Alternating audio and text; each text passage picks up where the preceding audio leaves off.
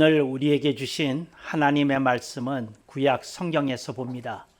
구약 성경 571쪽 열왕기 하서 6장 31절 말씀을 장성 목사가 풀어서 번역한 연역본으로 봉독합니다. 여러분들은 필히 나중에 다른 역본들과 대조해 보시면 더 큰 은진을 받으시리라고 분명히 믿습니다. 봉독합니다. 북이스라엘 여호람 왕이 서원하여 이르되 사밧의 아들 엘리사의 머리가 오늘날 그 몸에 붙어 있으면 하나님이 내게 벌 위에 벌을 내리실지로다 하니라. 아멘. 오늘 우리는 성령님 아래 성경 위에 하나님의 말씀을 듣기를 원합니다. 오늘 여러분들이 주목하실 설교 제목은 벌 위에 벌입니다. 무엇이에 무엇 시리즈로서 첫 번째 시간이 되겠습니다. 오늘 여러분들은 벌 위에 벌이라는 말씀을 듣고 다음 주에 은혜 위에 은혜라는 말씀을 듣게 되실 것입니다. 그러니까 먼저 이렇게 나쁜 느낌의 말씀을 먼저 듣고 좋은 느낌의 말씀을 나중에 듣도록 하겠습니다. 여러분들이 설교 제목을 들었을 때에 가슴이 철렁한 분이 계셨을 것입니다. 아니, 우리 교회에 하나님의 벌이 임하신다는 말이야? 왜 벌부터 나오지? 이렇게 생각하신 분도 있었을 것입니다. 아니, 우리 교회에 무슨 시험이 드는 일이 있나? 목사님이 엄중한 설교 제목을 채택하셨네. 이렇게 상상의 나래를 펴신 분도 있었을 것입니다. 또 어떤 분은 생각하기를 우리 모두가 하나님 앞에서 한 대씩은 맞아야 될 것이 뭐 있는 건 아닌가? 이렇게 속으로 찔려하는 분도 있었을 것입니다. 그러하지만 그 모든 것 편안히 내려놓으시고 여러분들이 오늘 말씀 벌 위에 벌을 들으실 수 있기를 바랍니다. 먼저 벌 위에 벌이라는 말에 대해서 말씀을 드리도록 하겠습니다. 이거 관용어입니다. 속담과 같은 말입니다. 그러니까 흔히 쓰이는 말입니다. 그래서 벌 위에 벌이나 은혜 위에 은혜라는 말은 이제 초대교회의 성도들에게는 익숙한 말이었습니다. 벌 위에 벌이라고 하는 것은 구약적 개념이지만 그들은 유다인이었으므로 구약 성경에 친숙하였기에 벌이를 위해 벌이라는 말이 무엇을 함의하고 있는지 잘 알고 있었습니다. 그래서 기독교가 세월이 흐르면서 어느덧 2000년의 역사를 자랑하게 되었습니다. 그렇기 때문에 때로는 관용어나 관용구가 나오면 우리들이 얼른 쉽게 이해하지 못할 시대적 간극이 생겼다는 것입니다. 그래서 여러분들이 벌 위에 벌 이따가 조금 더 이렇게 자세히 들으실 수 있기를 바랍니다. 오늘 본문에 보면 이스라엘이 둘로 나눠졌을 때의 이야기입니다. 북쪽은 북이스라엘이라고 불렸고 남쪽은 남유다라고 불렀습니다. 물론 우리가 대한민국을 영어로 이렇게 흔하게 호칭할 때 사우스 코리아라고 하고 북한을 우리가 그냥 흔히 노스 코리아라고 합니다. 그런 것과 마찬가지로 북이스라엘, 남유다 이렇게 두 왕조가 나눠져 있지만 그 나라 자체에서는 이스라엘이라고 생각했지 북이라는 말이나 또 유다에서는 그냥 유다라고 생각했지 남이라고 하는 그 전치사를 붙이지 않고 사용했다는 것을 여러분들에게 일러두고 싶습니다.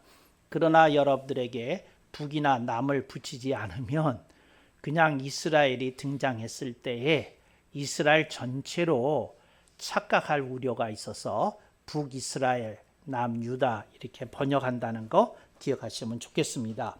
요람 왕이 제위하고 있을 때 이 사람이 좀 악랄한 왕 중에 하나입니다. 여기서 악랄하다고 하는 말은 신앙을 떠나는 왕이다 하는 말입니다.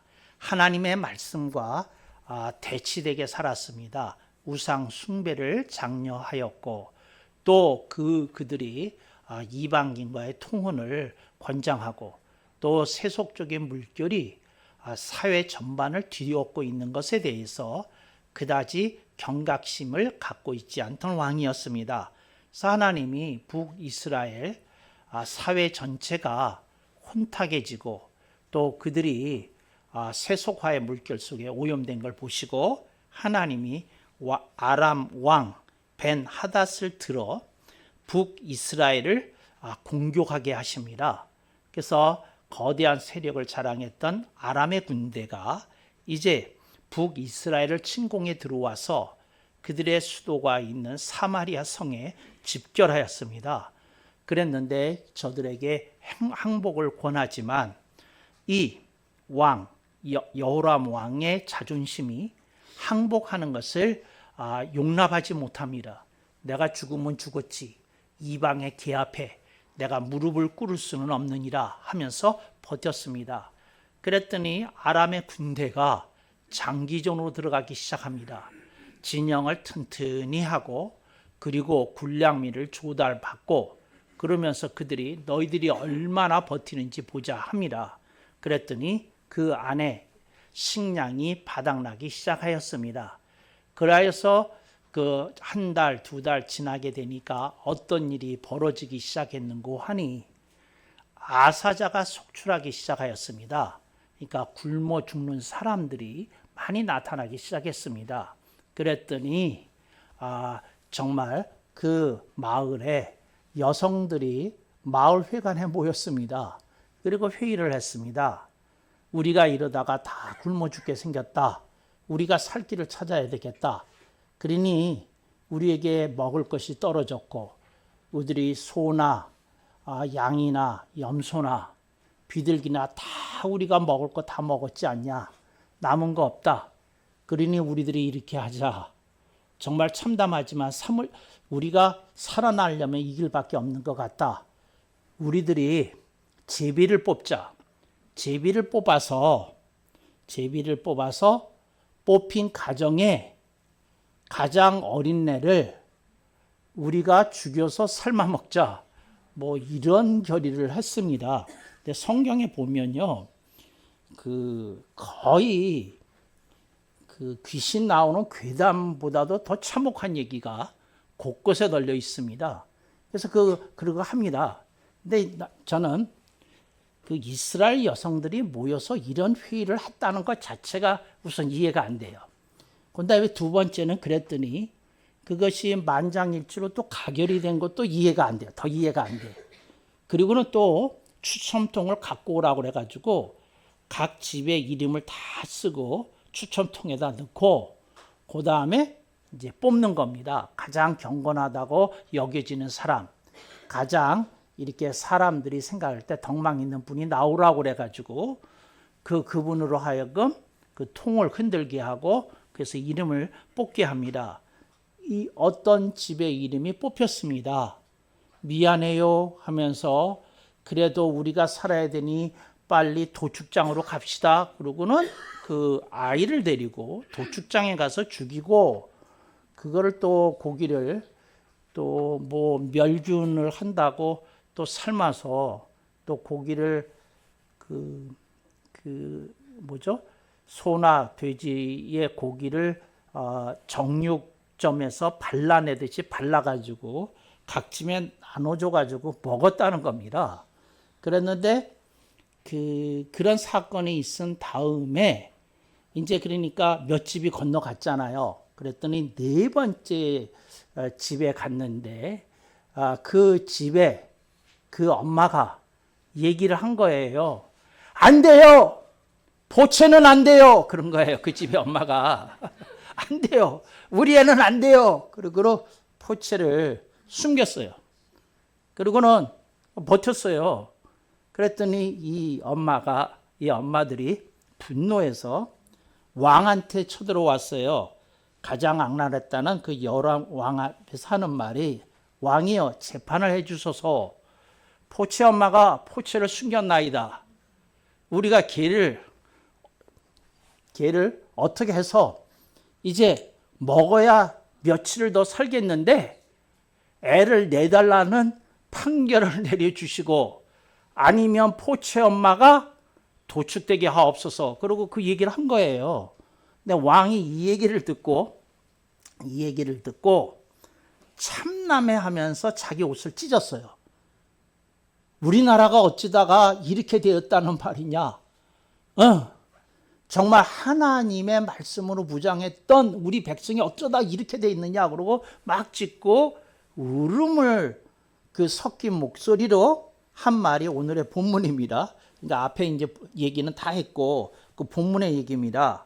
북이스라엘 여호람 왕이 서원하여 이르되 사밧의 아들 엘리사의 머리가 오늘날 그 몸에 붙어 있으면 하나님이 내게 벌 위에 벌을 내리실지로다 하니라. 우리나라가 이렇게 된 건 다 목사 때문이다. 우리나라의 집권 세력이 하는 말입니다. 그래서 법안을 준비한다고 그래요.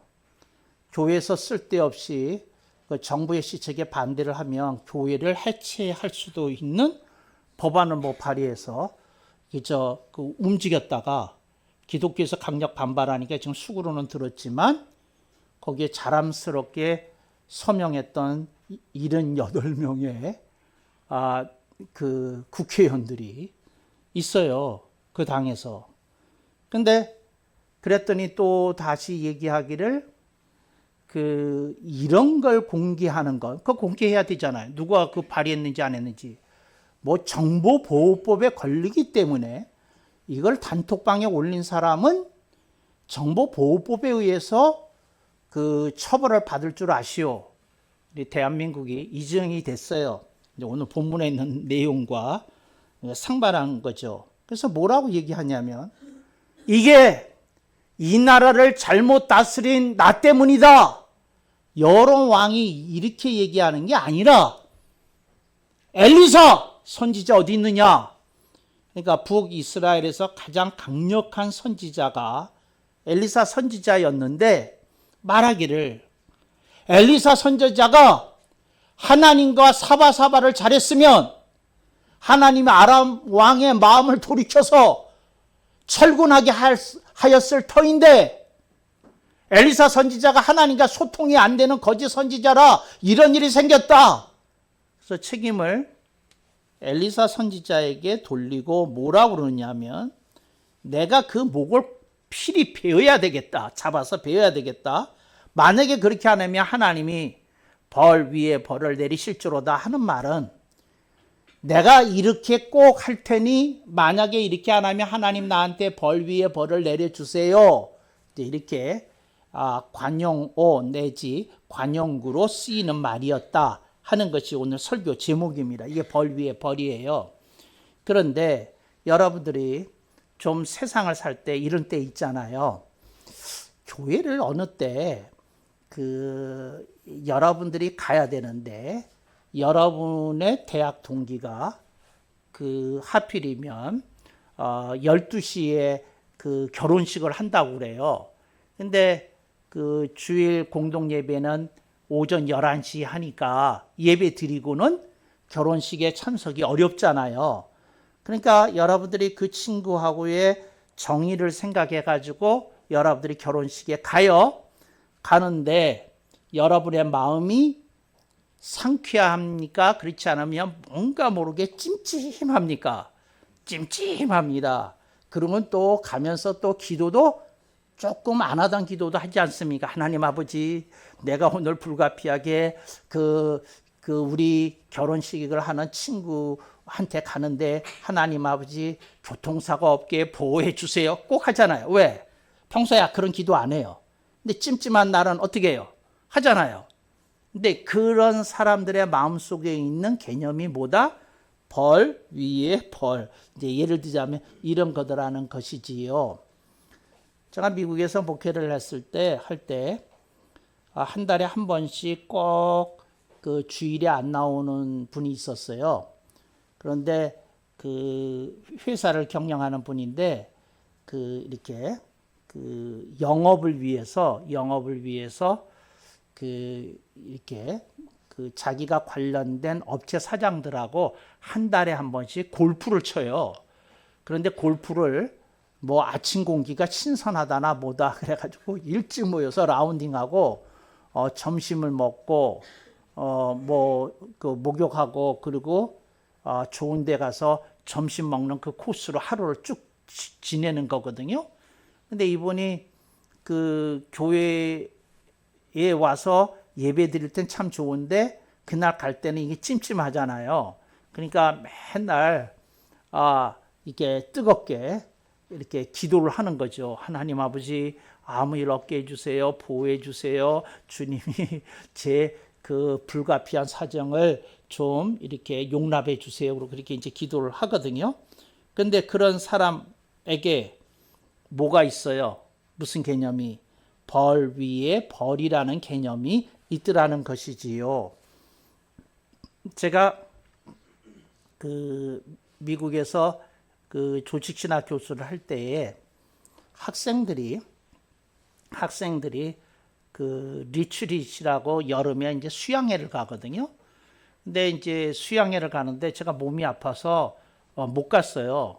그랬더니 그 몇몇 그 저를 좋아하는 학생들이 교수님 밥 사준다고 그 수양회 끝난 다음에 그 다음 주 그 토요일에 어디서 이제 야외에서 만나서 음식을 먹고 그러는데 그들이 나를 이렇게 조그만 방으로 데려가더니 그때 나온 주제가 있었다는 거예요. 그러면서 열왕기 하서 6장 31절에 나오는 벌 위에 벌이 뭔지 얘기를 해달라고 그랬어요. 근데 제가 그 2달 전에 설교를 준비를 하는데 신년에 축복을 받는 설교, 기획하는 설교, 미래를 전망하는 설교 뭐 이런 거를 이제 주로 구상하지 않겠습니까? 이제 1월에는. 그런데 갑자기 그 이야기가 생각나게 하시는 거예요. 벌 위에 벌 이거를 한번 설교할 필요가 있겠구나 하는 생각이 들어서 이제 이건 배경이고요. 이제 설교하게 된 겁니다. 그런데 이제 그때 그 벌 위에 벌의 개념에 대해서 말씀을 드리겠어요. 여러분이 생각하는 벌 위에 벌이라는 건 이거예요. 징역을 3년 살 사람이 조금 괘씸한 짓을 했기 때문에 3년 할 수도 있지만 판사가 이 사람을 괘씸하게 보면 5년 때릴 수도 있거든요. 그러면 그걸 보고 뭐라고 그러냐면 벌 위에 벌, 가중처벌이라고 그러는 겁니다. 그런데 성경이 말하는 벌 위에 벌이라는 건 그 개념이 아니에요. 그래서 벌 위에 벌 개념을 여러분들이 오늘 익혔으면 좋겠습니다. 여러분들이 교회 안 오시잖아요. 근데 여러분들이 그 찜찜하잖아요. 가장 쉬운 예가 교회를 안 오는 거니까 그거를 가지고 말씀을 드립니다. 그 찜찜하잖아요. 근데 안 오는 것 자체로 이미 벌을 받은 거예요. 그러니까 특별히 무슨 그 여러분에게 불이익이나 손해가 생겨야지 벌이 아니고 모든 것 자체가 벌이에요. 목사님 이해가 안 되는데요. 그게 무슨 얘기세요? 이런 거예요. 어떤 학생이 있는데 몸이 아파서 학교를 못 갔어요. 벌이에요. 무슨 말이냐면 수업을 못 들은 것 자체가 불이익이라고요. 그래서 어떤 불이익이 생겼어요? 일단 개근상은 못 받게 생겼어요. 그렇잖아요. 개근상 못 받아요. 아무리 병원에서 무슨 인증서 띄어가도 학교 수업 안 받고 학교 안 온 것은 사실이니까 개근상에서 못 받아요. 그러니까 불이익 당하는 거예요. 그리고 그 또 몇 번 더 당하면 어떤 또 벌이 생겨요. 불가피한 일이고 수술이고 뭐 그랬지만 이젠 정근상도 못 받는 거예요. 개근상도 못 받고 그 자체가 벌이에요. 그러니까 수업을 못 들었다. 그날 들어야 될 말씀을 못 들었다. 그 자체가 벌이에요. 그 의미입니다. 그러니까 뭐냐면 여러분들이 기도를 해야 되는데 기도를 안 했다. 그 자체가 벌이에요. 그러니까 벌이라는 게 다른 얘기 아니라 여러분이 더 잘 될 수 있었는데 그 말씀을 듣고 살아날 수 있었는데 하나님의 뜻을 명확히 알 수 있는 그 기회가 주어졌을 터인데 그러지 못한다는 것 자체가 벌이라는 뜻이에요. 이 벌 위에 벌의 뜻은 그래서 여러분이 신앙생활을 게을리하면 그 자체가 벌이에요. 그러니까 특별히 무슨 나쁜 일이 생겨서가 벌이 아니에요. 나쁜 일이 생겨서가 벌이 아니다. 이걸 여러분이 아셨으면 좋겠어요. 그러니까 여러분들이 신앙생활을 게을리한다, 뭐한다, 누가 뭐라고 그러기 전에 그 자체가 벌이다. 그걸 알았으면 좋겠어요. 그 다음에 두 번째. 그러면 첫 번째 벌은 그러니까 어떤 사람이 말씀대로 살지 않거나 자기가 해야 될 바를 제대로 안 하면 그 자체가 벌이다. 거기까지는 알았어요. 그 다음에 그러면 그게 첫 번째 벌이고 두 번째 벌 위에 있는 벌은 무슨 뜻이냐? 그게 무슨 뜻이냐면 이런 거예요. 특별히 제재나 징계를 받지 않더라도 제재나 징계를 받지 않더라도 여러분 세 가지가 떨어져요. 우선 평판이 떨어져요. 그 사람에 대한 평판이 떨어져요. 위신이 떨어져요. 체면이 떨어져요. 그러니까 특별히 뭘 해서가 아니라 본인이 감당해야 될 바를 감당하지 못하면 뭐가 떨어져요? 평판이 떨어져요. 위신이 떨어져요. 체면이 떨어져요. 그러니까 내가 잘하던 거 안 하면 평판이 떨어진다니까요. 무슨 그 제재나 징계가 오지 않더라도 그 자체가 떨어져요. 그래서 뭐가 떨어져요? 여러분의 몸 뒤에서 우러나오는 아우라가 사라져요. 이걸 축구 용어로는 폼이라고 그러는데 폼이 사라져요.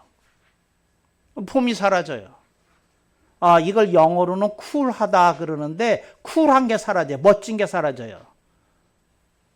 이것을 랩에서는 힙하다 그러는데 힙한 게 사라져요. 하여튼 쿨한 거, 힙한 거 그런 게 사라져요. 한국말로 하면 멋져 보이는 게 사라져요. 그게 벌 위에 벌이에요. 그게 무슨 말이냐면 내가 알아. 내가 아는데 그거 자체가 벌이고 내 미신과 평판과 체면이 깎여요. 그게 자체가 벌이다 그 말이에요. 그러니까 벌 위에 벌은 그런 뜻이에요. 오늘 본문이 관용구에 쓰는 말은. 그러니까 여러분들이 아셔요. 여러분들이 신앙생활 제대로 안 하잖아요. 기도 잘 안 하잖아요. 그 자체가 벌이에요. 왜?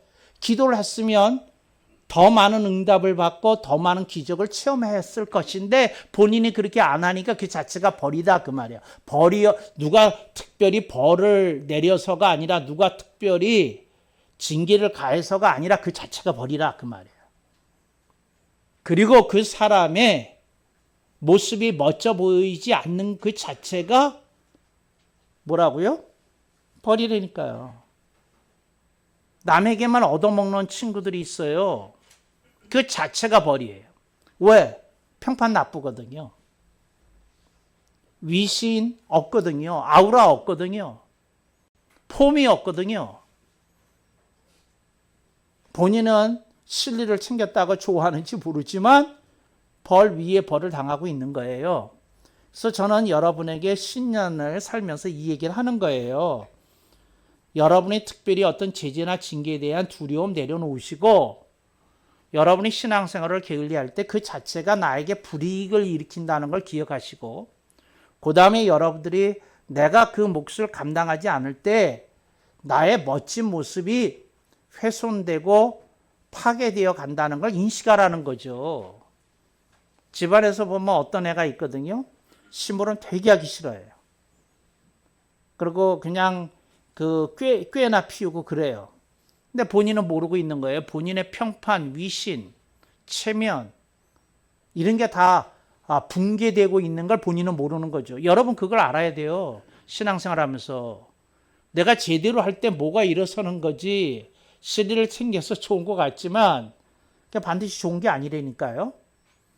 그러니까 여러분의 멋진 모습이 나타나도록 하라. 이제 그 얘기를 하는 거예요. 그런데 여호람 왕 같은 자는 본인이 벌 위에 벌을 받고 있는데 남 탓을 하고 있어요. 그러니까 완전히 내로남불이죠. 우리나라의 최고 권력자가 내로남불에 극치하네요. 본인만 재판 안 받겠대요. 모든 사람 다 재판에 넘겨야 되는데. 그리고 이런 말을 하는 목사는 깜빵에 보내야 된대요.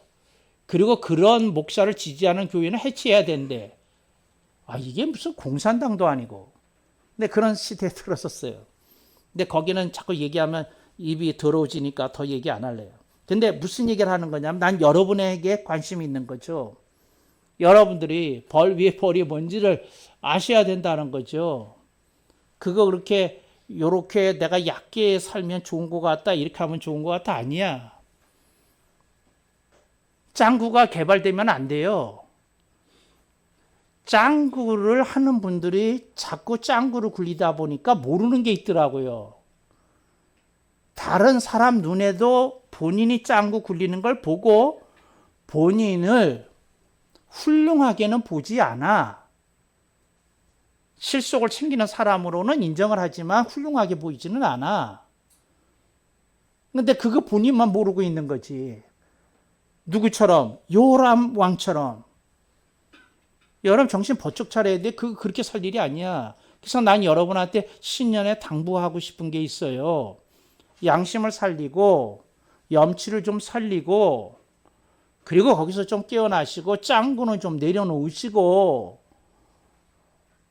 여러분들이 사는 모습이 조금 덕이 되게 훌륭하게 멋지게 살아가야 되는 그거 어떤 것에 대해서 생각해 볼 필요가 있다.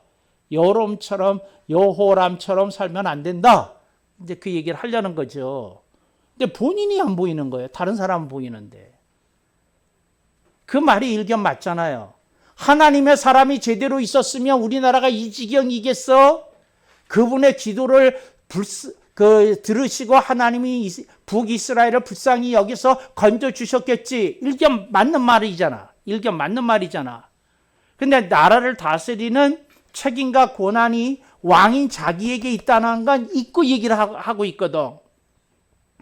다른 사람은 그 말 할 수 있을지 모르지만 본인은 그 얘기하면 안 되거든. 본인의 책임을 지고 본인이 그 국민들 앞에 사죄를 하고 그래야 될 일이지. 근데 거꾸로 나가잖아요. 정말이에요. 근데 여러분들이 정신을 이렇게 좀 차리면서 그걸 봐야 되지 않을까 그런 생각하는 게 있어요. 한국 사회가 많이 망가졌어요. 그래서 뭐냐면 이제 사람들이 점차적으로 뻔뻔해지려고 그래요. 정말 이래니까요. 옛날에 그 정도 얘기면 다들 국회의원직 사퇴하고 물러났거든요. 아니잖아요.